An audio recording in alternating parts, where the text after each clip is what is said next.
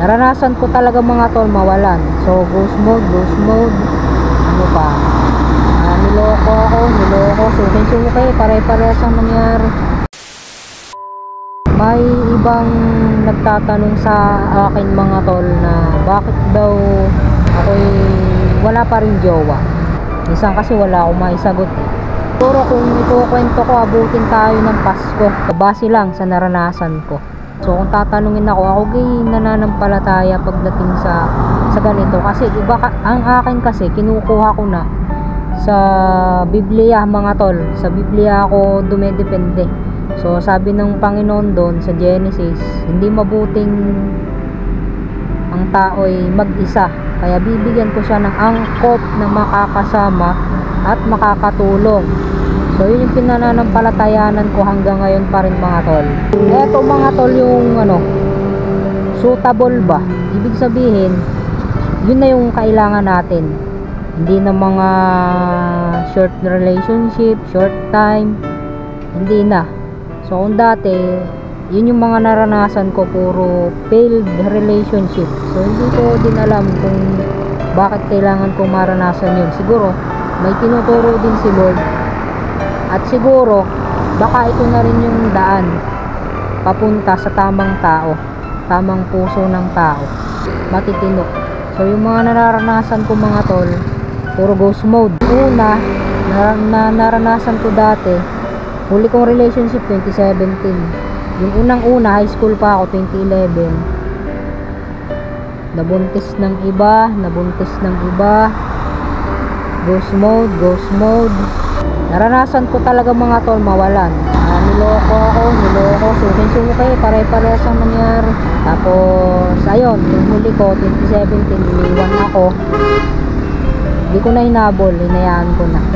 May iba naman na bumabalik, hindi ko na tinanggap kasi sinabi ko sa tao na yon, once na nasa akin ka na, lumingon ka pa sa iba, hindi na kita tatanggapin kahit kailan. So yun nga yung ginawa ko. Tapos ang huli ngayon mga tol, eto, hindi ko babanggitin ang pangalan, hindi.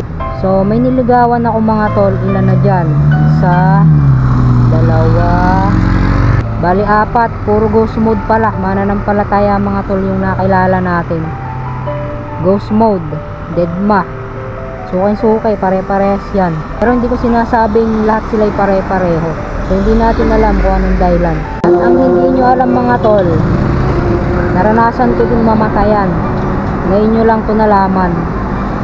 Hindi ko wala akong pinagsabihan nito. Lahat ng pinagdaanan ko ng mga failed relationship, tiniis kong lahat yan. Wala akong sinising tao, hindi ko sinisi si Lord, hindi ko sinisi ang Diyos kung bakit yun nangyari sa akin. Pagdating sa babae mga tol, wala akong ibang tinitingnan kundi ugali. Kahit sino ka pa, tanggap kita. Sabi ko nga mga tol sa sarili ko, itong taon na to, last love, last trust, last effort, last testing. Bakit? Trauma lang inabot ko. Nagbaba ako ng standard, binigyan ko ng chance ang aking sarili na magmahal ulit. Pero ano ang kapalit? Diga? Sabi ni Chike Chester, napanood ko yung video niya, pag may bumalik sa yung tao, yung ginost ka, laglag mo na yan.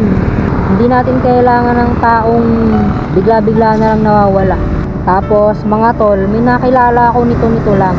Kaso hindi siya believer, hindi siya mananampalataya. Ang hinahanap ko kasi mananampalataya mga tol, para kasama ko na siya tuwing linggo sana sa paglilingkod sa Panginoon. Ang pinili ko believer, hindi ko pinili yung unbeliever. Sana may jowa, may girlfriend na sana ako ngayon. May nakilala na kasi ako mga tol hindi ko lang alam, etong huli-huli, hindi ko lang alam kung bakit hindi ko pinatulan. Ayos naman maganda din. Mas maganda sa mga nakilala ko, mas maganda pa sa mga nang-ghost sa akin. Hindi ko lang alam kung bakit hindi ko pinatulan. Kung sa iba-iba pang lalaki yun, tamo yung pagiging loyal natin minsan wala din pero manatili pa din kayong loyal. Yung nakilala kong mga tol, may baho, ayos financial, o spiritual nga lang ang problema. Parang ayaw kong, ewan ko ba kung bakit. Siguro mga tol, baka ako yan, ako kasi pag bumitaw bibitaw na talaga, wala nang pasabi. Sa mga relasyon na pinagdaanan ko mga tol, failed relationship, halos 3 taon din yung aking itinaga sa pagtsatsaga natin at wala. 3 taon ako magtsaga kapag may ginugusto. Pero ano na pala ngayon yung pagtsatsaga natin, nag-aksaya lang tayo ng oras. Pero okay lang yon kung ito naman yung daan papunta sa tamang tao, walang problema. Siguro baka ako'y magpe-pray na lang ng ng ibang babae ngayon. Ayaw ko rin magtyaga sa wala Alam ko yung halaga ko at alam ko din sa sarili kong loyal ako. Pero pag ganito naman ang nangyari, paulit-ulit na, wag na lang, hanap na lang tayo ng iba.